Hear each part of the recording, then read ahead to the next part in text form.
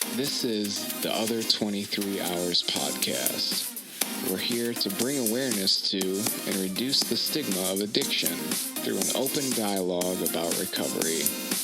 Join us this week and every week for new episodes and content. So what were you saying? You're asking me something about React. Yeah.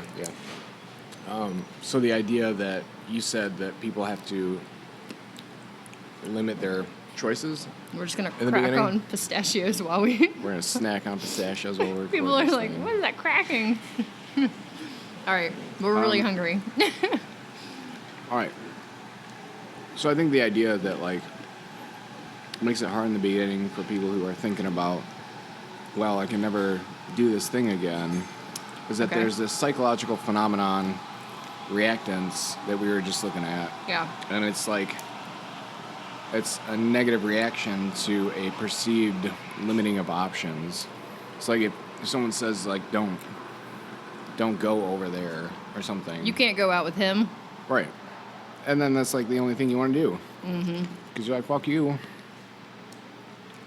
Tell me what to do. Right, even if it's a good idea. Even if it's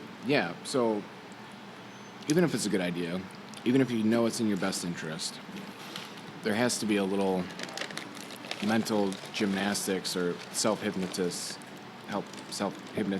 done. Yeah. Because, like, when you come to something on your own conclusion, you're like, all right, yeah, that was great. But if someone tells you the exact same thing and they're like, yeah, you should do this thing, you're like, no.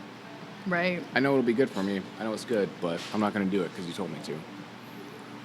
So, okay, yeah, I can see how this functions in early recovery. I also think this is the reason why that whole, like, you know how people are like, oh, I shouldn't say should. Like, maybe this is the reason why that works, because if you don't frame a suggestion in a way of saying, like, someone is an idiot if they don't do it, you know, then it kind of gives them the autonomy to make that decision. Pardon, guys. Bless you. Of whether to be an idiot or not. You know what I mean? So are you saying, like, you're pro telling people they're idiots? No, I'm saying that this is why it makes sense that people are like, oh, I shouldn't say should. Like, all my should phrases I should redo, which said every should a whole lot. I know. Well, but that's what they say. That's what they do. They go, you know, I'm not going to say should anymore because I don't want to, you know, put that on people. I don't want to put that on myself. I don't want to put that kind of pressure. But, like, it's kind of, I mean, it's related, but it's not, I mean, but I guess what I'm saying is, like, by saying, like, oh, yeah, you should go to that restaurant, it's kind of like this weird, like, it's kind of a weird way of saying, like, you're an idiot if you don't go to this restaurant. That's kind of an extreme example, but I guess I could see what you're saying. No, think about point. the underlying context of anyone who says you should do this thing. What is the underlying context? It's you're dumb if you don't do this. Is it? Try it. Just try any old phrase. You should wash your clothes. You should go swimming in 40-degree weather.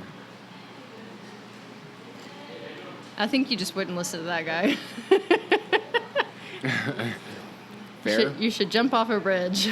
I don't think I listen to a lot of people if they tell me things that I should do. Though, I did have a good experience with this, listening to a gentleman who sponsors me, and he was telling me about getting a job, because I was on the fence, and I was like, well, I don't know if it'll be worth my time to get a job, if I have to go to jail, whatever. He was like, you know what, just get a job, it'll look good. And it worked out. So what he literally said is you should get a job. No, he didn't. Should never came into it. See? And were you more open to it because of that? I was into it. I listened to him. I don't know if that's why I listened to him, or if I would have listened to him less if he said you should get a job or should do something. I don't know. I'm not sure. It's Think a tough about call. it. Right. I mean, it's something to consider. Like, maybe it's because of the relationship that you have with him that, you know, you But I don't know. Maybe he wouldn't say it like that anyway because he knows better. He knows how Yeah, I don't think he would have. reactant Yeah. you are. So, I don't know. But it's something to consider, especially for people on my side. I don't tell you should do things. I mean, well, if Not I do. anymore. Right. If I do, I also, like, immediately I'm like, oh, don't. I'd want to take it back because, you know, I know that it didn't probably land well. Right. May not be, like, what I should be telling you to do. Right. Also, enablers who are not focusing on themselves and focusing on others. So What do you mean? they're telling everyone else what they should do, but not taking their own advice. It's kind of a symptom of enabling. Because you would absolutely tell a friend, like, don't do that. Don't, like, have a person in your house that's, like, totally blah, blah, blah, whatever, Right, making you right. uncomfortable. But you will absolutely have a person in your house that's, you know, I mean, you see what I'm saying? Like, it's a classic symptom. Well, I'm not sure that. I mean, I think that's a classic symptom of a lot of things, not Really? necessarily What just else? enabling. I think that comes from perception, because, like, I don't know. Oftentimes, I think with things like that, people are like, "Well, I mean, that's good advice for you, but I can do things differently because the situation that I'm in is different, so it doesn't apply." So even if they know, like, they're like, "Okay, well, it's not the same situation, so you can't compare the two."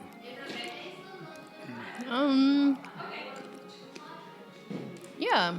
I mean, I think that's relevant. It's just that, like, if that's the way you function, then nothing is similar to your situations really much ever.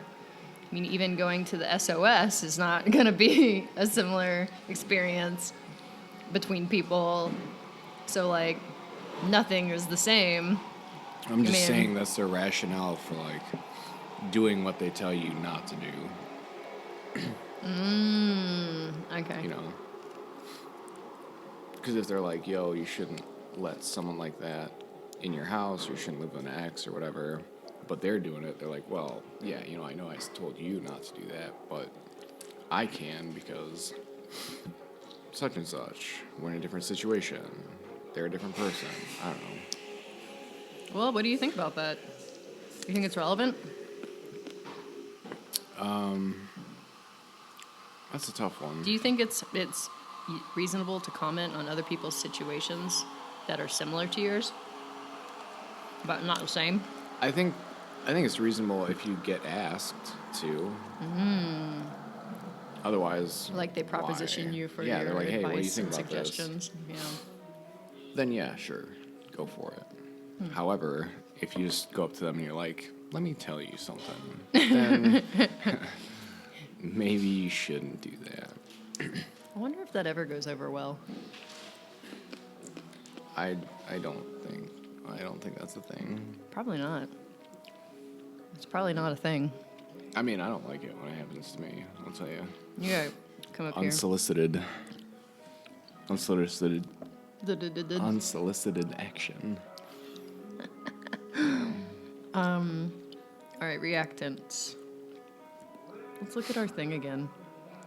Because I thought the interesting part here was unpleasant motivational arousal to offers persons rules or regulations that threaten or eliminate specific behavioral freedoms. This is like the whole idea of recovery is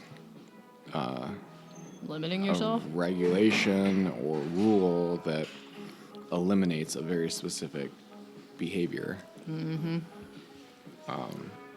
So, like, I don't know, it's hard. So there's a couple different ways to look at it. Like, you know, there's a whole idea of like, oh, I can't ever do this thing again.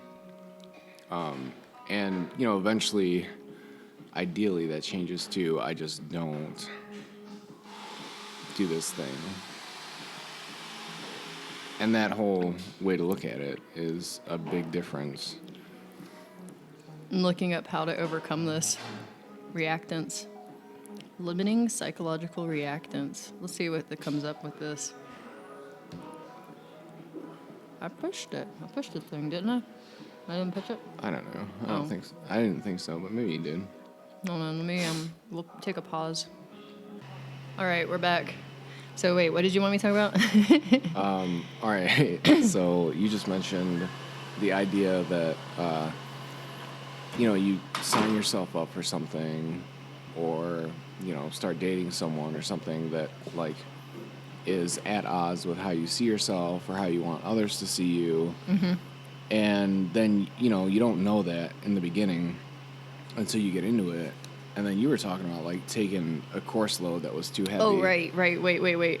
So the whole reactance thing is when you are, someone might be limiting your freedoms, but they just suggested that there could be an internal reactance where you internally make decisions or choices that limit your own freedom. So I was talking about if you took, like, a really heavy course load one semester, and that is literally limiting your freedom, and how, you were like, oh, yeah, basically, like, wait, what did you say? I don't know. I said, like, yeah, it seems like a good idea at the time, but then you get Right. into the middle of it, and you're like, oh, shit. Right, which is relevant, but also I think what happens is that it can be on such a subconscious level, like that you are reacting, that you actually end up, well, you said self-sabotage, but you can get sick or you can get depressed, and then you literally can't do it. Yeah. Whatever the choice is, that's how you're react. That's the physical manifestation yeah. of the psychological. Yeah, reactance. exactly. Yeah. But I mean, I think people do this with, like, marriage. Like they make this decision and then they get in there and they're like, nope. But the nope comes out in all sorts of weird ways. Like Yeah.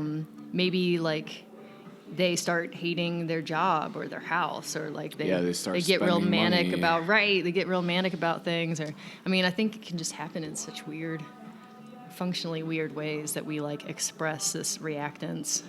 Yeah. Yeah, it can come out. There's a lot of different ways it can come out. So I mean, the danger here, of course, when we're talking about recovery and addiction, is that, and this might be the reason why they say, like, you're not going to really start to, get into recovery until you're ready, because you're probably functionally having to fight against your own reactance. Well, here's the thing. So, like, I've been in treatment with some people who are, like, had this view of themselves. Yeah. Where they're like, all right, I've done this so many times. I'm just a loser and I'll never get this. And, like, I shouldn't, I'll just never be able to stay sober. And it's, in that sense, it's like a self-fulfilling prophecy. So I went out with one of my roommates last night, and he was having a really depressive episode. And he turns to me in the car on the way to this meeting we were going to, and he was like, so have you ever thought that you were never supposed to be sober? Whoa. Yeah. Or, like, couldn't stay sober or something. I don't think that's that. like an uncommon question, though. I don't think it is either, because I think in the way that I understand reactance, it's like if you see yourself as an addict, and that's, like, just how you see yourself, then, of course, being sober or clean is going to go directly against that way that you see yourself, and that's, like, one of the first areas that gets threatened, that makes it, like, Right. that brings up the reactance. Right. So a lot of it is just taking enough time to overcome that identification with it, because, like, you kind of have to, in a sense at least, if you want to maintain any sort of long-term sobriety. Right. Or any change. Like, even if you're picking up a new hobby and, like, you're drawing or painting or something, and you're like, well, I'm not a person who would write poetry or paint or cook or something something, then it's going to come out in different ways, and it's going to make it a more difficult process, even if you're actually gifted at something.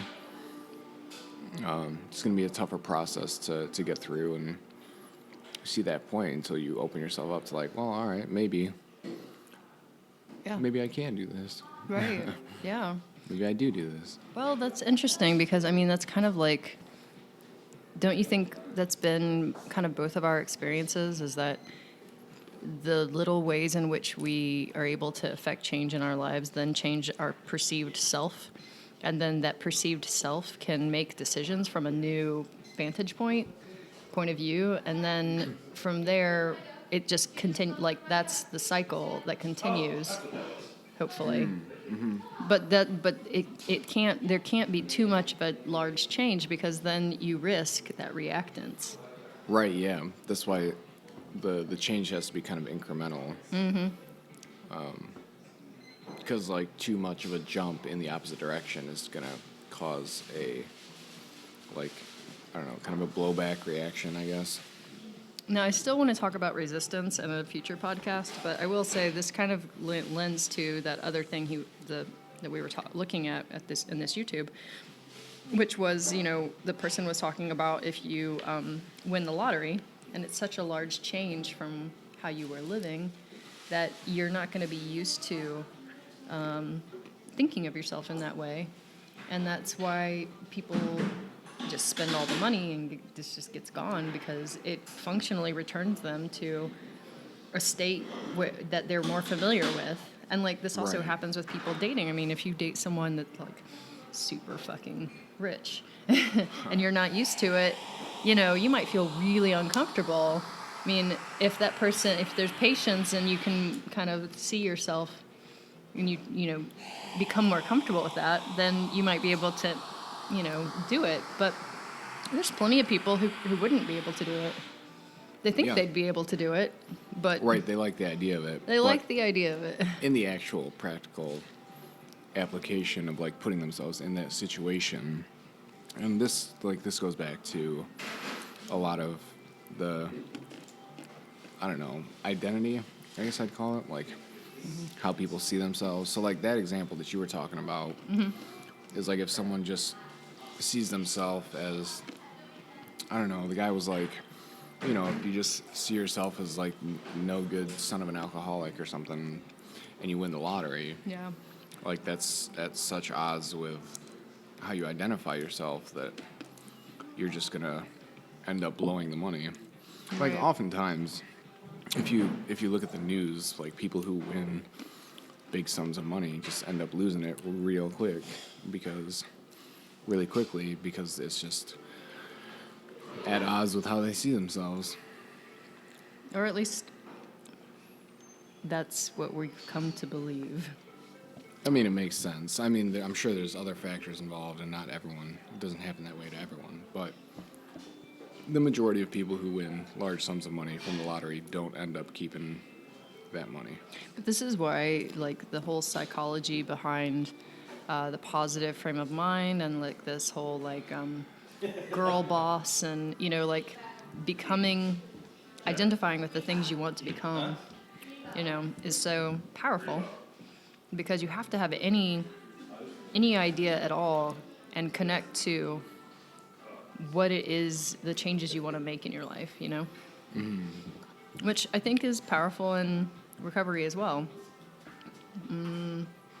I don't know where you functionally get to see that, and this is, I guess, why the fellowship is important, is, that people do keep coming back that have years and years of recovery and sobriety. And so you can kind of get a vision of what life will look like in the future, potentially. Right. So I think that just gives people the idea that what they're trying to do is possible, and it's not impossible. But that's, like, super important. Well, yeah, because if you don't think it's possible, so, like, all right, I guess I'll go from my own personal experience, but, like, all throughout my 20s, I didn't really see a reason or, like, a way that life could be better Why is that? If I wasn't like keeping myself sober, Yeah. I just didn't experience like any time that I stopped using, my life wasn't like that much better. I was just kind of doing the same stuff, but I was just like working a job, but I was like miserable and sober. So I was like, well, the hell am I doing this for? I could be miserable, slightly less miserable sometimes, and not sober. But I think like, so what changed was when you came around. Oh, yeah? And I was able to see, I was able to see what life could look like, potentially. And it was better. It was so much better to the point that I was able to string something together. Yeah. And I was like, all right, I can see why people do this now. Because I understood it and I saw that other people did it. Mm-hmm.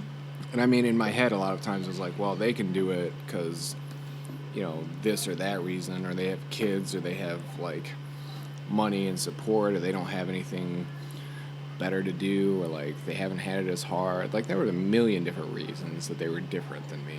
Yeah. But, at the end of the day, it's not that big of a difference. This makes me want to do another podcast about the reason why why recovery is for you and not someone else. Because it would be really easy to say, I mean, especially looking at the evolution of our relationship and all sorts of things, that I was functional in that. But I do think now you have a sense of why you want to recover for yourself. And like... I would agree. It took a long time to get there.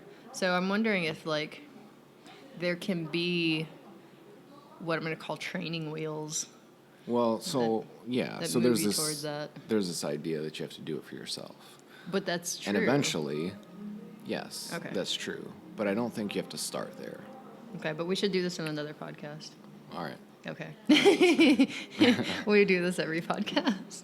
We're always like, so many ideas. That thing. We should talk about that thing. Well, maybe we should wrap this one up. We can just be it's not a short, but it's not a long. It'll be an episode. Yeah, we'll call it a middle.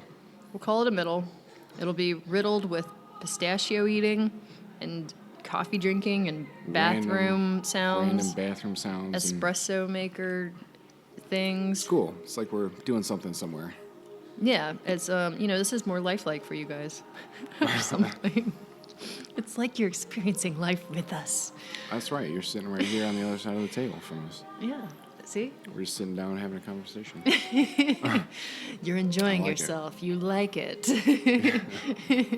You're getting very sleepy. No. Well, I think the whole point is like there's different ways. Like it's again, I feel like a lot of this comes back to perspective. And I was listening to someone talk in a meeting the other day, and they were like, yeah, this whole thing is just a disease of perception.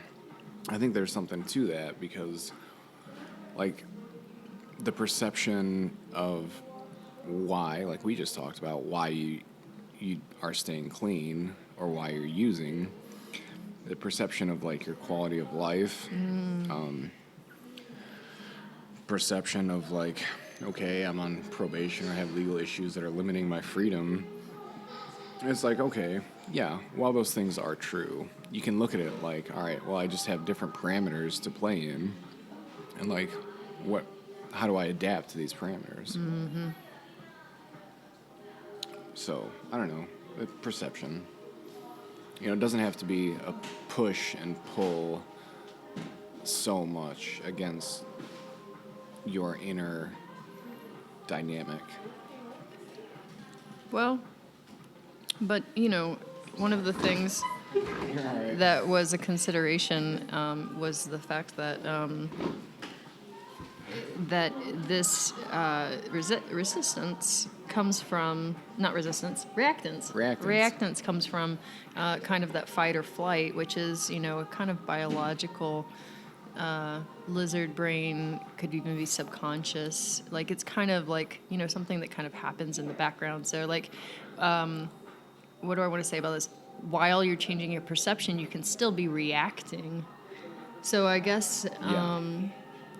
one of the things that we just read, just to kind of, I know we're trying to, shear this up, but one of the things we read was that however you state whatever you're doing, or however someone states it to you, you give options, and you imbue their perspective with a sense of having choices is one way to. So, like, maybe a way to address this, especially internally, if you're not dealing with someone externally being like, you can't do this anymore.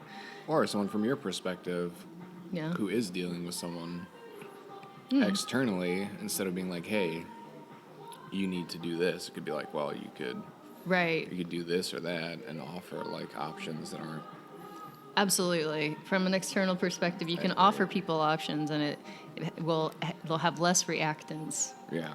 But internally, when you're dealing with yourself and you're trying to get a new perspective, it could be that you allow yourself to be like, well, I'll try this and this and this, and what I hope to perceive from it are this, this, and this, and that kind of like gives you options in case some of those don't work, or you start to have too heavy of a reactance, from one, you can try another, Yeah. something like that.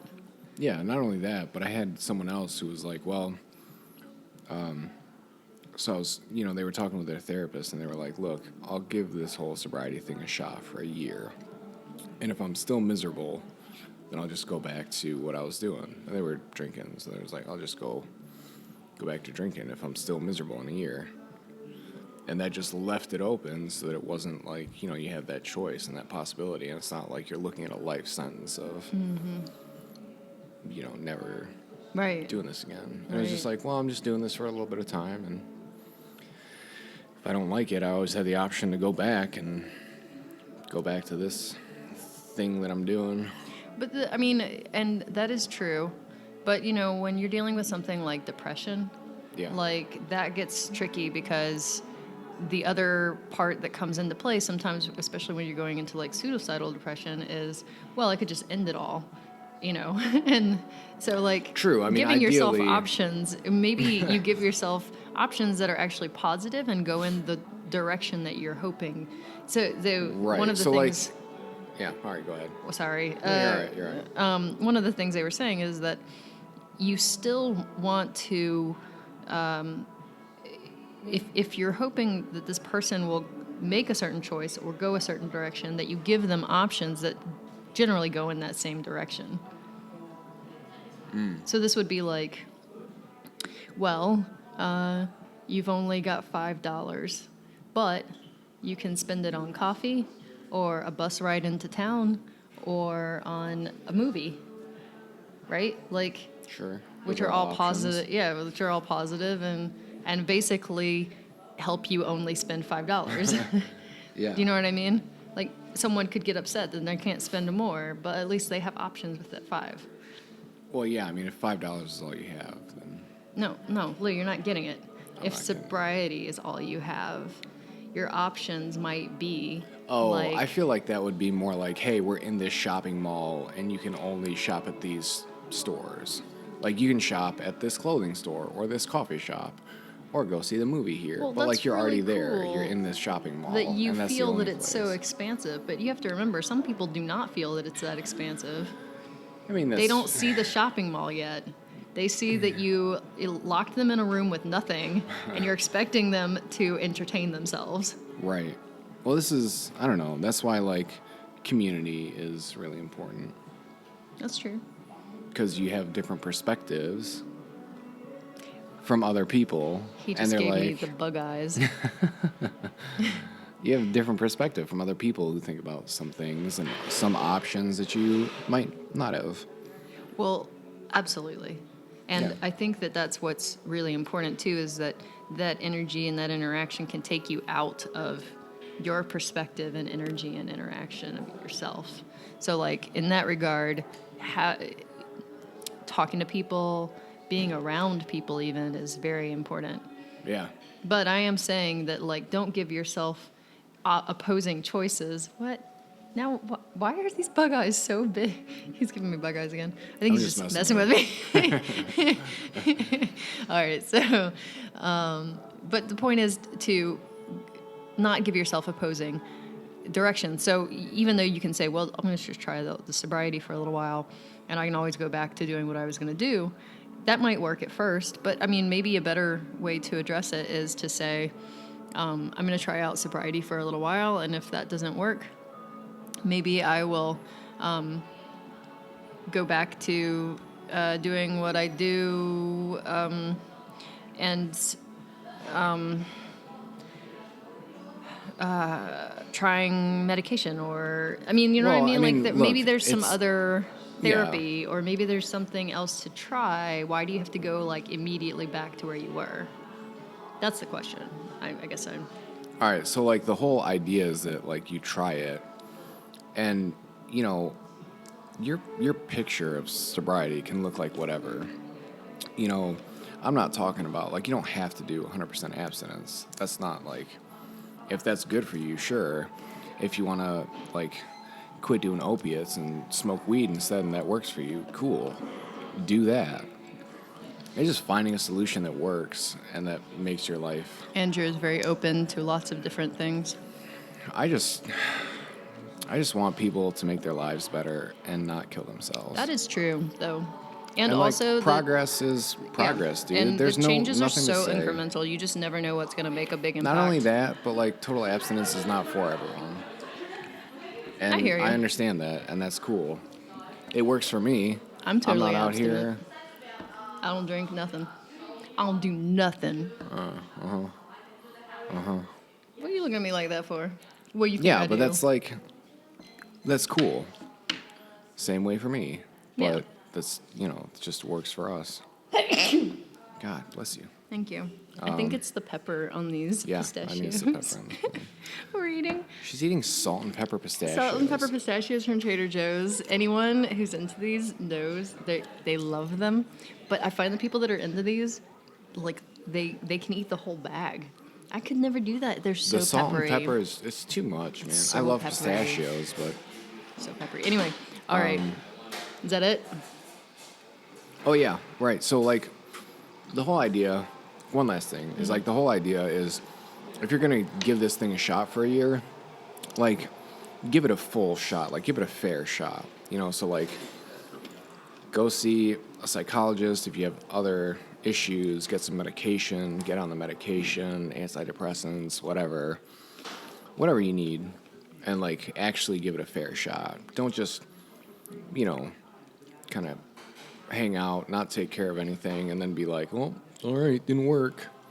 Because you didn't actually you didn't give it a chance to work. So, like, if you're going to try that, just, like, give it a real chance. Small time in your life. And, things could get way better than you could think. I like that. Yeah, that was it. All right, cool. Thanks for listening, everybody. Yeah, have a good night.